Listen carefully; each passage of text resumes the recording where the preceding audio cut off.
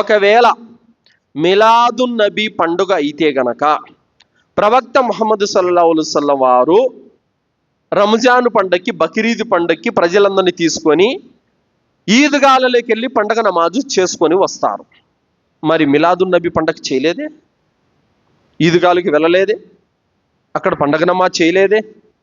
ఎందుకు చేయలేదనంటే అది పండగ కాదు కాబట్టి.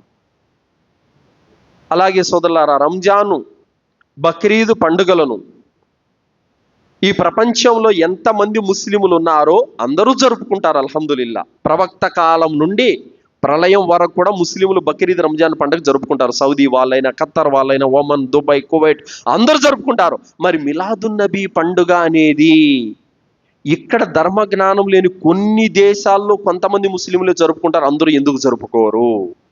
అందరూ ఎందుకు జరపరంటే ధర్మ జ్ఞానం ఉన్న వాళ్ళు చచ్చినా జరపరు ఈ పండగ, దాని జోలుకు కూడా వెళ్ళరు.